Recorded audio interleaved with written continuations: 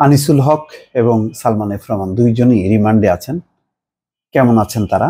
তৃতীয় দিন রিমান্ডের।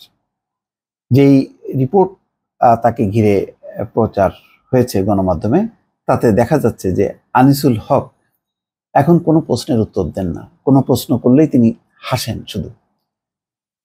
তো একটা আমার ভেতরেই প্রশ্ন হলো যে তিনি কি মানসিক ভারসাম্য হারিয়ে ফেললেন বা পাগল প্রায় হয়ে গেলেন যে শুধু হাসছেন?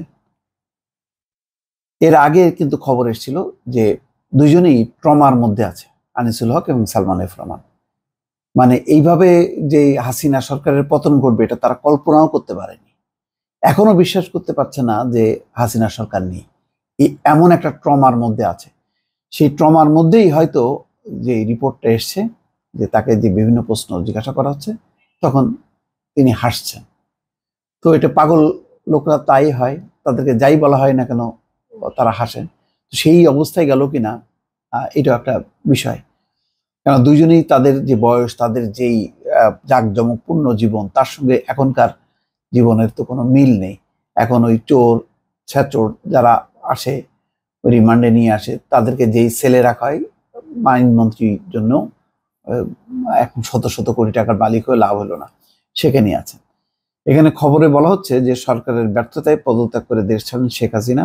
এরপর দলের মন্ত্রী এমপিরা কেউ পালিয়ে গেছেন, আবার কেউ আছেন আত্মগোপনে। তাদের মধ্যে বেশ কয়েকজন রিমান্ডে আছেন।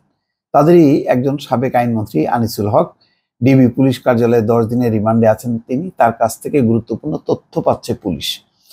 তবে ভিন্ন ঘটনাও আছে। তৃতীয় দিন ছিল, জিজ্ঞাসাবাদে কোনো প্রশ্নের উত্তর দেননি। জিজ্ঞাসাবাদের সময় হত্যা মামলায় গ্রেপ্তার করা হয়েছে শুনে মুচকি হেসেছেন তিনি। এ সময় সুপ্রিম কোর্টের অবস্থা জানতে চেয়েছেন তদন্ত কর্মকর্তাদের কাছে। কারা নতুন করে বিচারক হিসেবে নিয়োগ পেলেন সে বিষয়ে জানতে চান আনিসুল হক। জিজ্ঞাসাবাদে একেবারেই স্বাভাবিক ছিলেন তিনি। পুলিশের কোনো প্রশ্নের উত্তরই দেননি সাবেক এই আইনমন্ত্রী। প্রশ্ন করা হলে শুধুই হেসেছেন। তার মানে এক ধরনের পাগলের মতনই একটা আচরণ আর কি। ডিএমপি নিউ মার্কেট থানায় দায়ের হওয়া হকার শাহজাহান আলী হত্যা মামলায় মঙ্গলবার গ্রেপ্তার করা হয় সালমান এফ রহমান এবং আনিসুল হককে। বুধবার তাদের আদালতে হাজির করে 10 দিনের রিমান্ডে নেয়। তারা এখন ডিবি হেফাজতে আছেন।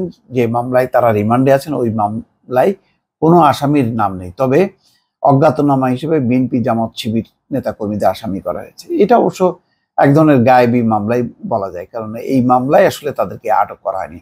হয়তো তারা আসছেন, তারপরে সত্যিকার অর্থে তাদের যেই লুটপাট, নানা রকম অপকর্মের এই সমস্তগুলি হয়তো রেডি হচ্ছে, সেগুলি নিয়েই হয়তো একের পর এক মামলা হতে থাকবে। সদ্য বিদায়ী সরকার আমলে 16 জুলাই করা মামলায় গ্রেপ্তার হন সদ্য বিদায়ী সরকারের প্রভাবশালী এই উপদেষ্টা ও মন্ত্রী।